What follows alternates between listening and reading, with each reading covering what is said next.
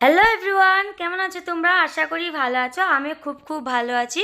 তো কয়েকদিন আগে আমি আমার দেশের বাড়ি গেছিলাম। তো দেখো, আমার দেশের বাড়ির সামনে উঠোনে একটা ঠাকুর মন্দির রয়েছে, যেখানে ছোট ছোট করে অনেক দেবতা রয়েছে।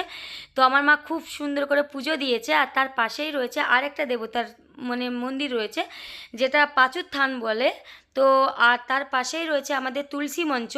আর তার পাশেই রয়েছে একটা মনসা গাছ, যেখানে আমাদের গ্রামে এই মনসা গাছটাকে সবাই পুজো করে। তো আমার বাড়িতেও পুজো হয়। তো আর তার পাশেই দেখো, আমাদের উঠোনের পাশেই রয়েছে একটা ছোট্ট কলকে ফুলের গাছ। তো দেখো, কলকে ফুলের গাছটার পাতাটা এত সুন্দর, আমি ধরে তোমাদেরকে দেখাচ্ছি। আর তার পাশেই রয়েছে গাঁদা ফুলের গাছ।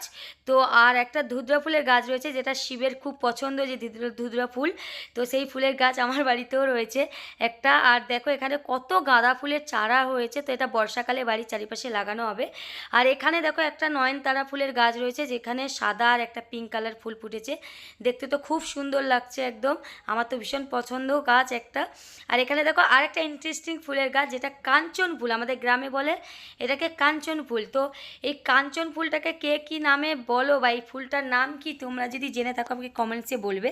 আর দেখো, এখানে একটা লেবু গাছ রয়েছে, যেখানে অনেক ছোট ছোট করে অনেক লেবু রয়েছে। তো গাছটা দেখো, পুরো সবুজ পাতা, লেবুতে ভরা, সুন্দর একটা আলাদাই সৌন্দর্য।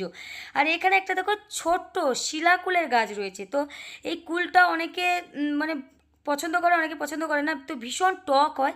তো দেখো, আর এখানে একটা রয়েছে তুলো গাছ, যে তুলোতে সন্ধে দেওয়া হয়, সন্ধে পুজো টুজো করে এই তুলো দিয়ে।